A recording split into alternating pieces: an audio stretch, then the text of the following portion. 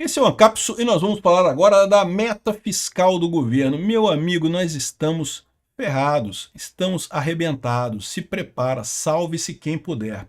Especialistas temem que o governo tente mudar a meta fiscal no ano eleitoral em meio à crise com o Congresso.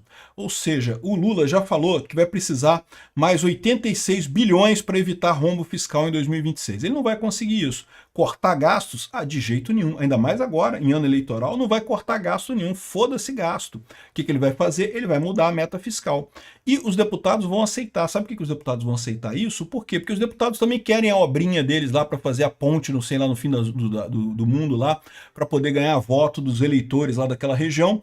Então, no final das contas, eles vão querer isso também. Então, ou seja, não vamos ter meta fiscal mais, o governo vai mudar a meta fiscal. É o que eu falo para vocês, como que o teto de gastos era muito melhor do que o arcabouço fiscal. Ficaram com esse negócio de que porque não deu certo na pandemia, caramba, a pandemia foi um caso realmente excepcional, mano, não tem como dizer, né? Foi uma coisa que ninguém esperava isso no mundo, né? A pandemia foi um evento realmente fora do padrão. Mas não conseguiu segurar na pandemia, então tem que acabar com teto de gastos, né? E aí acabou com um arcabouço fiscal, essa lambança que a gente está vendo aqui. Porque, de novo, qual que é o problema dessa história toda aqui? O problema dessa história toda aqui é que vai gerar inflação, vai gerar muita inflação. O Lula encara teto de gastos, arcabouço fiscal, essas porcarias, como é um detalhezinho ali de tem que atender essas coisas. Ele não percebe que no momento que você imprime dinheiro, você joga dinheiro no mercado, você vai acabar causando inflação.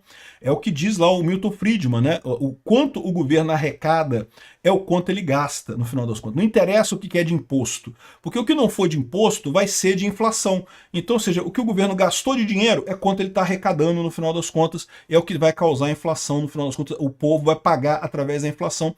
E a inflação, vocês sabem, é o pior dos impostos, porque atinge muito mais os mais pobres, né? Então, só que o que acontece? Por que o Lula está contando com isso daqui? Porque, tipicamente, o aumento de preços vem depois da inflação. A inflação é o aumento da base monetária. Num primeiro momento, isso não causa aumento de preço, só depois que leva a isso, né? Então o Lula está contando com essa história, que ele vai conseguir se reeleger antes da inflação realmente sair do controle. Essa notícia foi sugerida por Bunda de Elefante, Quanto Maior o Amor, Mais Caro o Seu Custo, e várias outras pessoas. Obrigado aí ao pessoal que sugeriu notícias lá no nosso site, no visãolibertaria.com, e obrigado a você que está assistindo o nosso vídeo. Se você gosta do nosso conteúdo, por favor, deixe o seu like, se inscreva aqui no canal, né? Então tá aqui, né? Em tese, o governo Lula tá quebrado. O governo quebrou, não tem dinheiro para nada aqui. O governo Lula busca 86 bilhões para evitar rombo fiscal em 2026. Isso já com o IOF, tá? O IOF já não faz nem cosquinha mais nisso daqui, né? Então, o que o governo Lula vai ter que fazer? A gente já viu que o Haddad está querendo agora prender devedores contumazes, né? Quer sair prendendo a galera para ver se consegue arrecadar desse lado também, né? Eles estão desesperados, vão ter que aumentar imposto, eles vão ter alternativa, vão ter que sair caçando gente para aumentar imposto, para cobrar imposto das pessoas. Vai ser uma loucura isso daqui, né? Então, essa é a lambança que o Lula está fazendo por aqui. E o que acontece nessa história? Qual que é o grande problema dessa história aqui? Porque isso aqui ainda é antes da tragédia econômica causada pelo tarifaço. Os estrangeiros estão revertendo o otimismo, a gente já falou num vídeo mais cedo sobre isso, né? E tirando bilhões do Brasil às pressas, né? A tarifa do Trump é muito mais do que uma tarifa do Trump. A tarifa do Trump deixou claro que o Brasil é um país a caminho da Venezuela, que não tem alternativa. E o Alexandre de Moraes foi lá e garantiu, assinou embaixo, é isso aí mesmo, somos Venezuela mesmo e acabou, e não tem mais o que fazer. Então, a situação econômica no Brasil vai ficar complicada. O governo tende a ter uma recessão, tende a arrecadar menos. Então, isso daqui, ó, 86 bilhões, é antes disso, tá? Então, sabe-se lá para quanto é que vai. E como eu falei para vocês, o Lula não vai aceitar reduzir absolutamente nada em gasto ano que vem, porque o Lula quer se reeleger. O Congresso também não vai querer diminuir isso daí, então o Congresso vai aceitar mudar a meta fiscal. A meta fiscal vai para sabe lá para onde, e o problema disso é o que eu falo para vocês, se fosse o problema só da meta fiscal, não, é só uma questão legal que você tem que atender ali o red tape ali, né, atender a burocracia, tem que carimbar 3 vezes ali, isso é besteira. Se fosse isso, não teria problema. O problema é que não é isso. Essas metas fiscais existem exatamente porque se você gasta demais, você causa inflação. É o que o Lula está vendo aqui, o Lula gasta dinheiro como se não houvesse amanhã. O que está acontecendo no Brasil? A inflação está subindo, né? Esse pessoal fica com elucubrações malucas, não de que a culpa é dos americanos, a culpa é disso, a culpa é daquilo. Não, a culpa é do Lula, que não para de gastar dinheiro, e gasta dinheiro à toa, né? E por que é ruim o governo gastar dinheiro? Porque para pensar, as pessoas também gastam dinheiro. Você recebe o seu salário, você gasta o seu salário, né? Então, de uma certa forma, você também gasta dinheiro. Por que o governo gastar é diferente? Porque é o que eu falo para vocês, a questão toda é a diferença entre gasto voluntário e gasto coercitivo. A economia, ela tem duas grandes nuvens de econômicas, né? Uma nuvem é a nuvem voluntária. Quando você vai na padaria comprar pão, você não é obrigado a comprar pão, você compra pão se você quiser. O cara da padaria não é obrigado a te vender pão, ele te vende pão se ele quiser. Então você chega lá com a sua notinha de R$10 lá e compra não sei quantos pães aí, e o cara te vende o pão por aquilo, porque todo mundo quer. Então, esse tipo de relação, que é relação voluntária, as pessoas tipicamente saem ganhando. Você está indo em acordo com a regra do mercado, você está alocando corretamente o recurso. Lembra, o grande objetivo da economia é alocar corretamente recursos escassos, né?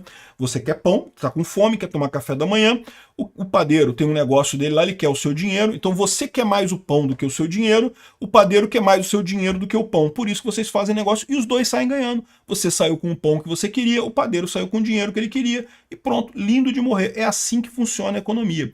Isso é diferente no Estado. Essa é a outra esfera de atuação econômica. O Estado, ele rouba a sociedade, ele tira dinheiro contra a vontade das pessoas. Ninguém escolhe, vou pagar imposto esse mês ou não. Não, esse mês não vou pagar imposto não, está muito caro, não estou ganhando vantagens do governo Lula, não vou pagar imposto esse mês. Infelizmente você não pode fazer isso. Acho que seria ótimo se você pudesse fazer isso, né?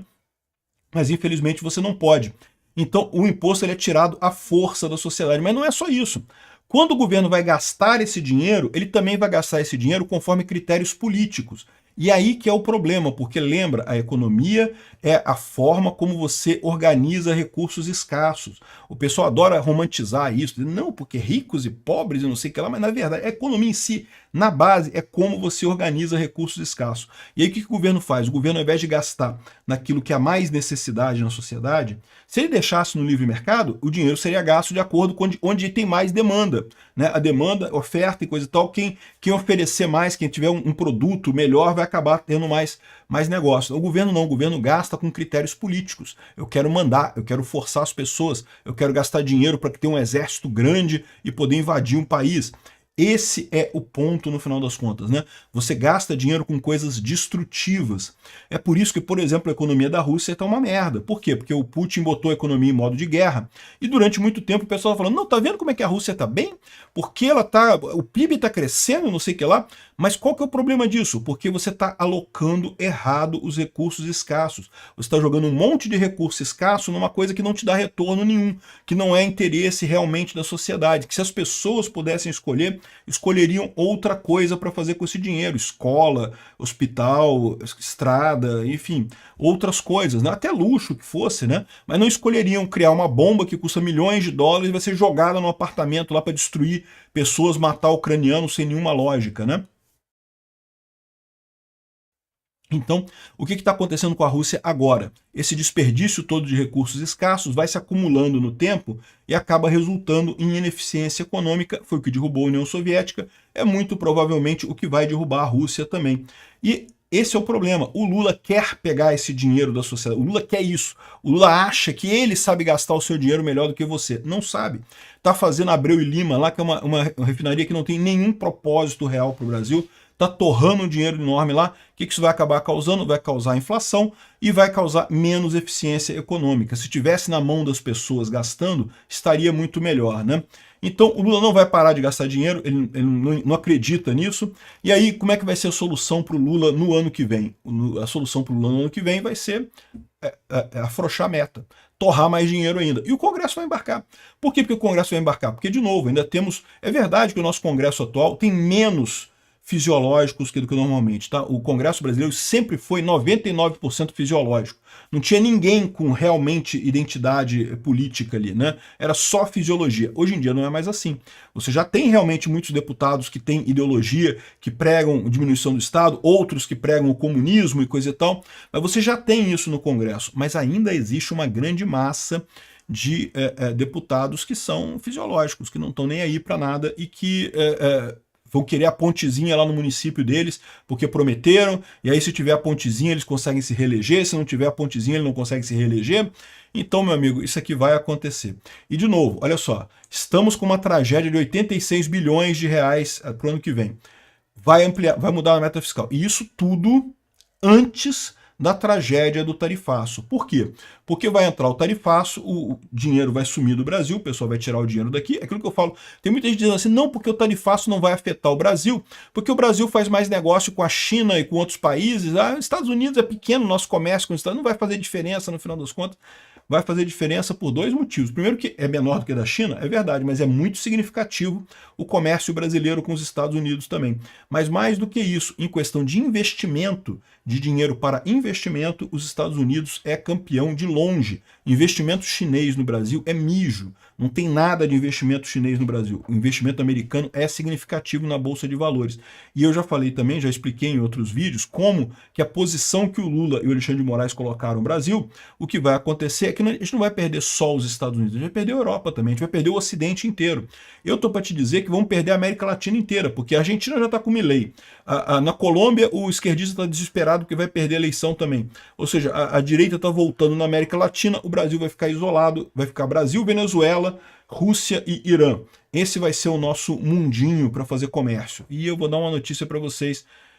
É dureza, tá? Esse pessoal não tem dinheiro não. E não vai investir na gente. Por quê? Porque todos eles cometeram o mesmo erro. O erro de você tentar planejar a economia. E quando você tenta planejar a economia, tenta decidir onde você vai gastar dinheiro de forma coercitiva, de forma forçada para um planejamento central, você inevitavelmente cria injustiças, cria ineficiências, desperdiça dinheiro, joga dinheiro fora. Tem corrupção pra caramba, corrupção na Rússia é enorme, no Irã é monstruosa, aqui no Brasil não preciso dizer para vocês, a corrupção aqui no Brasil é tão grande que tomou conta do governo, né? O que a gente está vivendo é isso, né? Vocês lembram que essa coisa toda do Alexandre de Moraes, lá do inquérito das fake news e coisa e tal, surgiu justamente quando acusaram o Dias Toffoli de amigo do meu pai. O pessoal percebeu que isso ia chegar no STF, não, peraí. Aí eles falam que foi a Vaza Jato, que foi aquele vazamento de conversas do Moro e do Dallagnol. Não tinha nada ali. Eu falei isso, não tinha nada no Vaza Jato para anular a Lava Jato, né? O que teve foi isso, foi o amigo do meu pai, que o pessoal percebeu que ia chegar no STF. Opa, não, prendeu os outros corruptos, tudo bem, mas me prender, aí não pode me prender, né? Então é isso que a gente está vivendo. A corrupção aqui no Brasil tomou conta do Estado, né? Enfim, é isso daí. Se preparem, galera. Se preparem, não vai ser fácil esse ano, o resto desse ano e o ano que vem não, tá? Obrigado por assistir o vídeo até o final. Além de curtir, compartilhar e se inscrever no canal, considere se tornar patrocinador com valores a partir de R$ 1,99. Clique no botão Seja Membro abaixo para saber as condições e vantagens de patrocinar o canal. Mais informações sobre o nosso projeto, visite nossos sites indicados na tela.